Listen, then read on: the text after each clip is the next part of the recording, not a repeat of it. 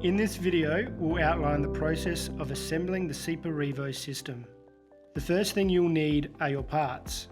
These consist of 2 float case halves, a pivot chassis assembly, 2 spacer assemblies, 4 latch brackets, 4 float locking blocks, 2 locking bars, an 80 cm by 30 cm by 7.5 cm foam block, and a pre-assembled GTX basket. Attach 2 latch brackets to the GTX basket facing the outwards position before locking back into place and replacing the end caps.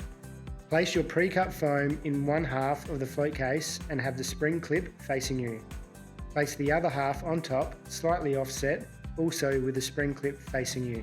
Slide the halves closed so that the male and female locks at the end of the float case lock into each other seamlessly. Take the 4 float locking blocks and install them into each corner.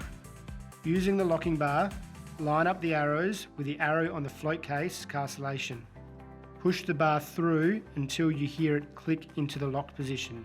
Do this on both sides. Now move one of the locking bars to the unlocked position by pushing on the tail of the locking bar forwards with one hand and pushing down on the nose of the locking bar and the locking tab in the other hand. You can now install 2 latch brackets facing inwards. Next, add the spacer assembly to each end. These include the latches that will eventually engage the basket.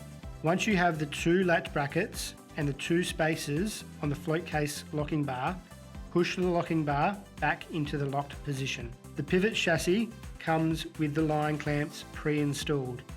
These can be pre-threaded on a system line, or the clamps can be removed and reattached onto the line that has already been assembled. Check that the latch on the pivot chassis is pulled out in the unlocked position and then insert this into a latch bracket at an angle. Lower the pivot chassis onto the second bracket and once seated, push the latch into the locked position. Next, check that one spacer latch is in a locked position and the other latch is in the unlocked position. Then place the GTX basket into the locked latch bracket and drop the other end into the opposite latch bracket at an angle. Then push the latch into the locked position.